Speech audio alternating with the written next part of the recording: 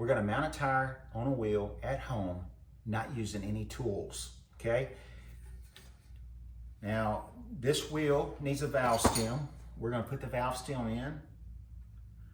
Now you could push this in by hand, or some of you guys are gonna say you're using a tool, so we're gonna put a little bit of Windex on it. The Windex has got ammonia in it. It is not going to damage the wheel, like some people have said in the past. It is gonna evaporate and it's gonna be fine. Now you can see I've got a little protected plastic ring on the wheel. You don't have to use that. You can put a towel or just about anything up there. All right, so the valve stem is in. Now here's the important part. Here's one of the details on how to install a tire that some of you guys are having issues with.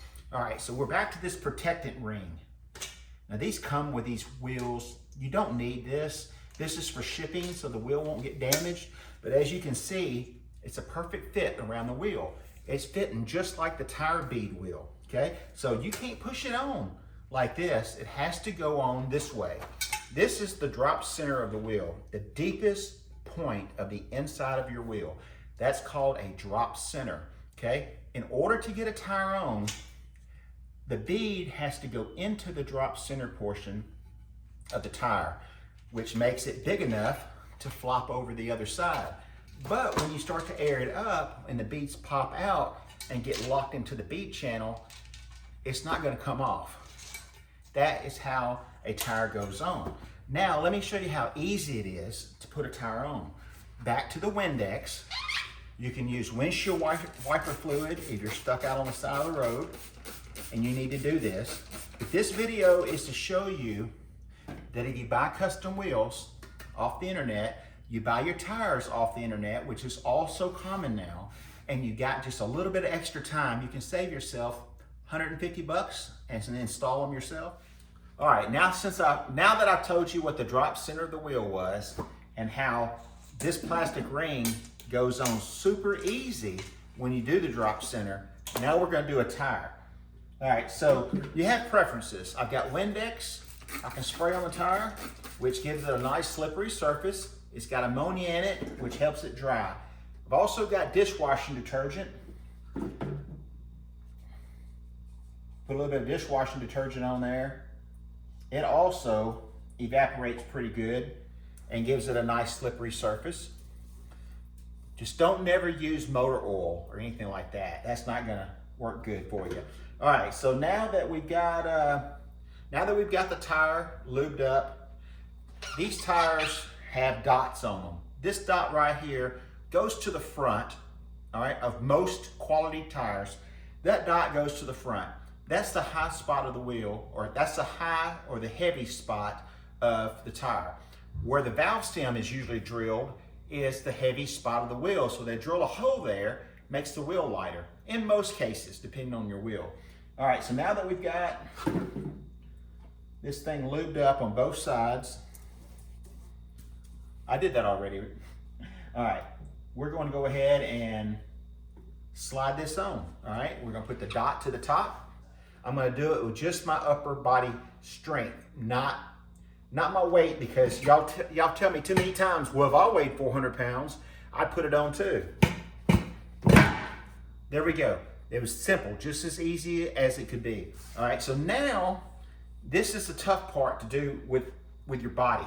All right, sometimes you're gonna have to stand on it. Sometimes you're gonna have to use a tool. Now, if you're gonna use a tool, the best thing to do is 2 soft pry bars or 2 pieces of wood or whatever you've got laying around, unless you wanna scratch your wheel. What I'm gonna do is just walk this tire on.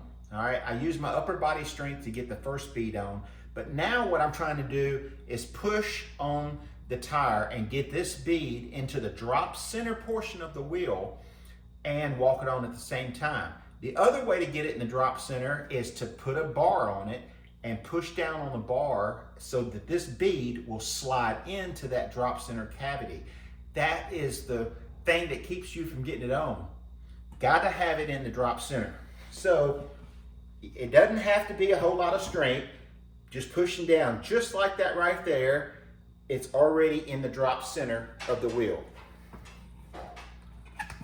It's in the drop center, and all I'm doing now is walking the tire towards the other side. It's pretty easy.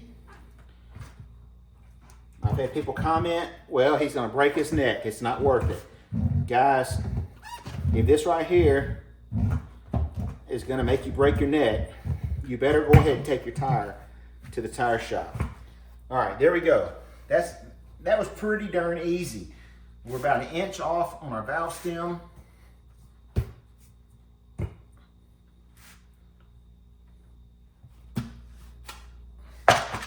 All right, there we go. That was pretty easy. Now, people ask, well, how are you gonna air it up? All right, so we got the tire on. I'm gonna air it up for you just to let you know the other thing that people question is I could put a 15-inch tire on a 14-inch wheel too. So they're actually thinking I'm putting a tire on that's too big because I make it look so easy. Now that the tire's on, I got my little Synchro Wave handheld compressor. I put these on, I've showed you this on the channel before. Matter of fact, I'll put it in the link. It's pretty cool. You dial in what your PSI you want, hit the button, and away it goes.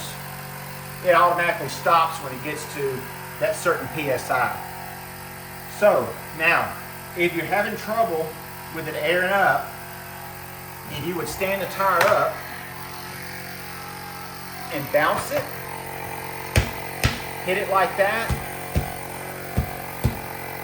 What you're trying to do is seat the bead. But it's going to take a minute for this to register because it is a big volume. And I hope I've got enough battery in this. I can feel it getting firm. But it's going to be a minute before it registers the pressure.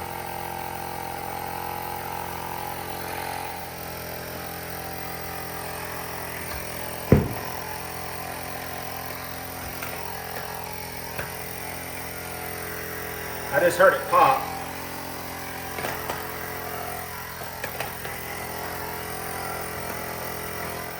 Starting to register. We've already got 3 pounds in it. 3.5.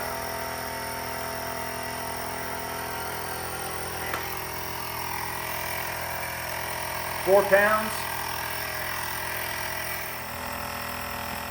All right, so there you go, folks. We just mounted this tire by hand. We saved ourselves a lot of money, and we kept our wheel from getting screwed up at the tire shop. That's the most important thing. We got 3 more of these to go. Each one of these, I'm going to do a different way and show you other ways to mount this tire. All right, and then I'm also going to show you how to balance this tire without having any tools. That is a very unique thing altogether. Now, I'm going to do that. I've already done that with this tire. So I'm going to show you that on a different tire and wheel setup. We're going to balance it. Very, very simple, and the balance will last for the life of the tire. That's what's the most important part of it. You'll never have to have the tire balanced again. So if you got anything out of this, give me a thumbs up, like, tag, and subscribe to the channel. We got hot rod content, classic car content, DIY stuff, how to do stuff at home and save money on your hot rods. Hot rods and classic cars. Now, let's finish this thing off and get it installed. We got some miles to put on it.